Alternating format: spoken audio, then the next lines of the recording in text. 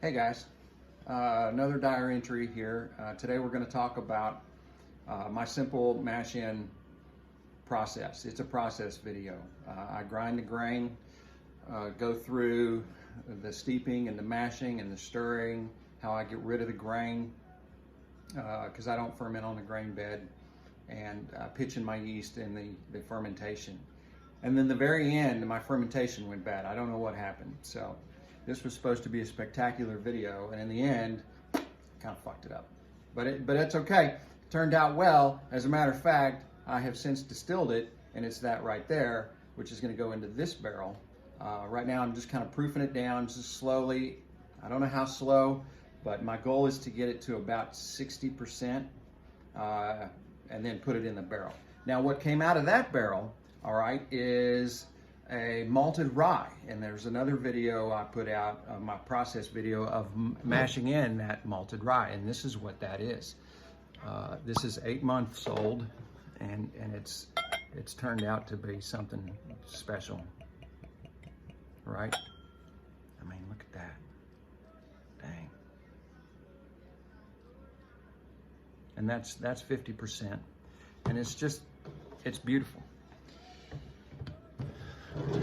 It's soft. There's enough barrel influence. I think longer. Any longer would have been too much barrel. I think any less would have been too much rye. I believe, personal experience, and you'll have the same, you got to find that balance, what works for you. I pulled a single malt out of a barrel at a year, and I thought that's a little too long for that barrel. And these are 5-liter barrels that I use. I love them. But anyway, so that's what's going on with this video. We're gonna get stuck in here. All right, giddy up. So the recipe I'm working on here is a single malt, single grain malted barley. And I kind of messed up on my recipe.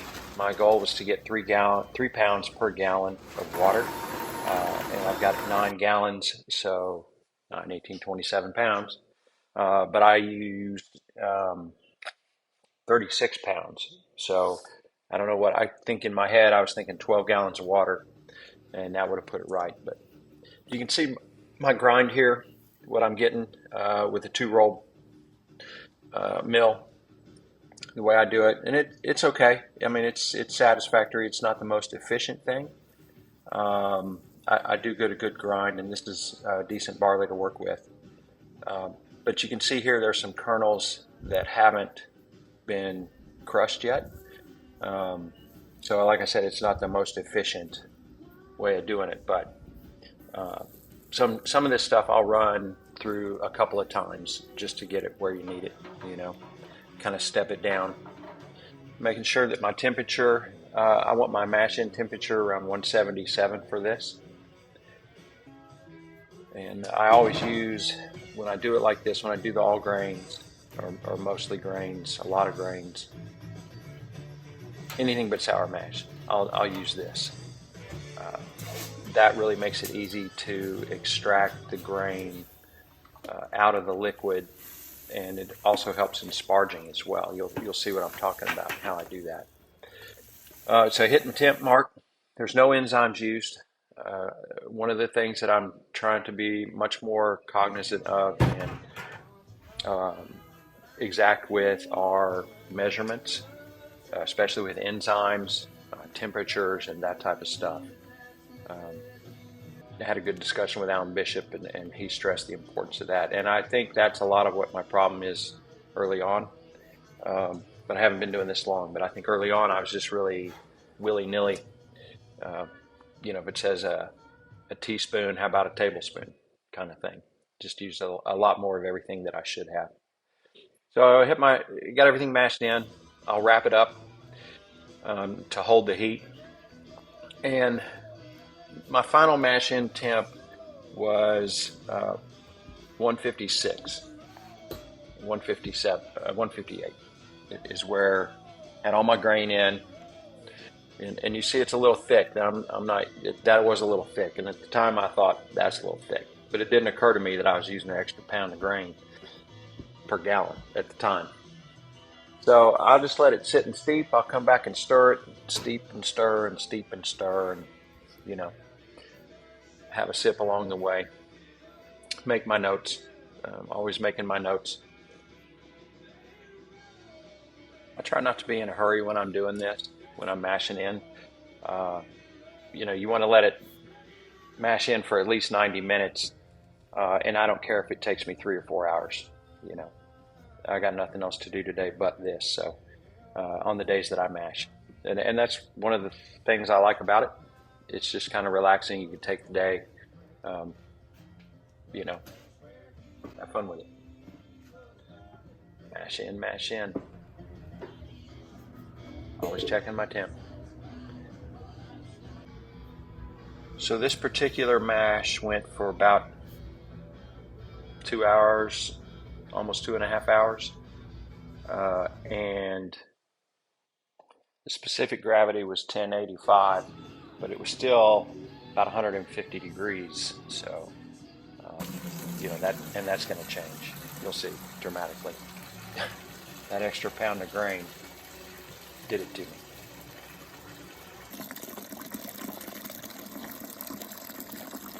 One of the things I've done before is I've sparged just like this. Instead of hoisting it up and draining all the initial liquid off of it, I just will sparge it just like that. And that works good as well. I do this, no matter how I sparge it, I'll do this in the end. And this is what's so nice about this bag. It's a heavy duty bag.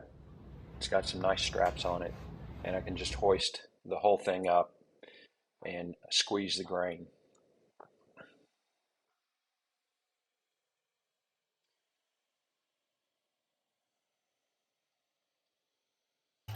So out of the 9 gallons of water that I've used, that I mashed in with, I'll pull 7 gallons off of it. The grain will hold on to 2.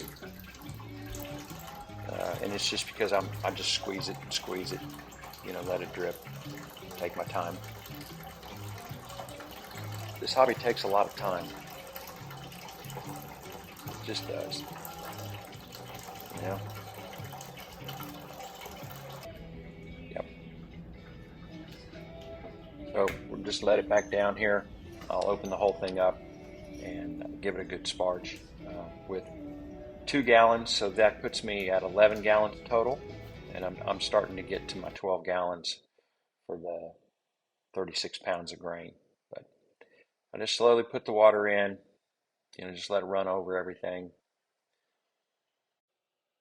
So in the end, I was able to get those 2 gallons back that I put in, and the grain held in the end 2 gallons of water that I couldn't get back out of the grain. So I don't know how efficient that is for everyone else, but that's pretty good for me.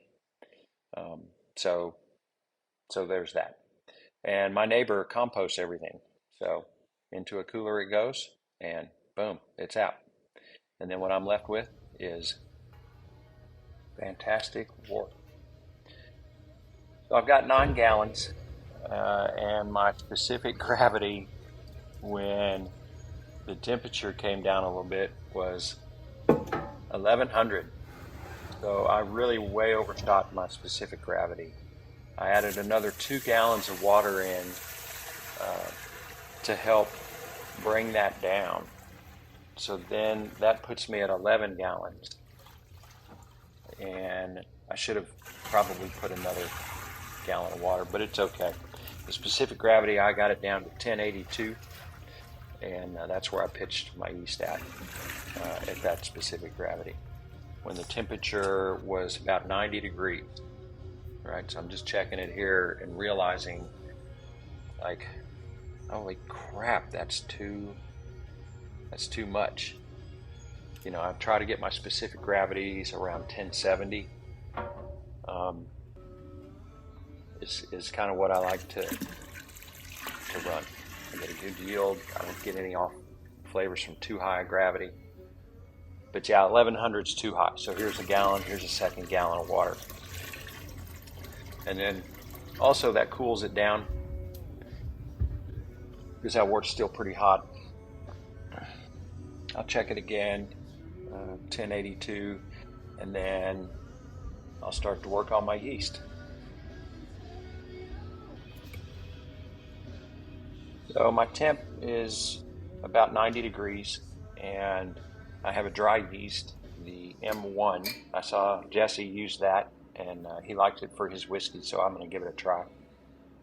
And I don't have anything good or bad to say about it. I don't know that much about it yet. 26.5 grams is what I'm measuring out here, and I'll rehydrate that and let that get going before I pitch it into the rest. So into the bucket it goes, little pitcher. It's a gallon pitcher, and I'll fill it halfway.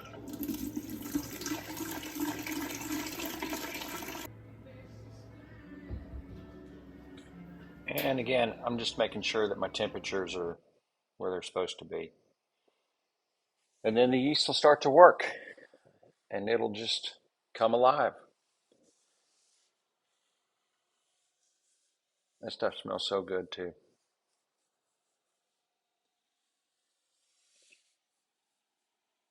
I think that's the coolest thing.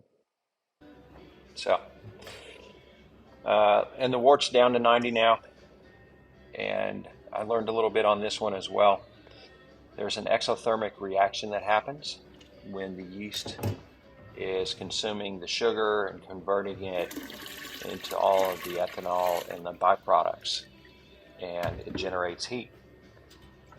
I checked this in several hours, like 12 hours after I pitched the yeast, and it went from 90 to 100 degrees. So beware of that. The next time I'll pitch it at about 85 or 80. I think maybe 80 is too low, but 85 for sure. But I'll do this 3 or 4 times. Just fill the pitcher up, let it oxygenate, put it back in, and just circulate it real good. That disperses all the yeast, and it really just will turn into a little explosion of activity. And that's what I'm looking for every time I pitch my yeast. And sometimes I get it, and sometimes I don't. Let's be honest. I've had a few go bad. I'm dealing with one now that I didn't have the correct enzymes to convert my corn, a high temp enzyme, and so I've got a 25 pounds of corn on a stick. And so we're dealing with that. Anyway, so there it is. We'll cover it up and we'll let it start working.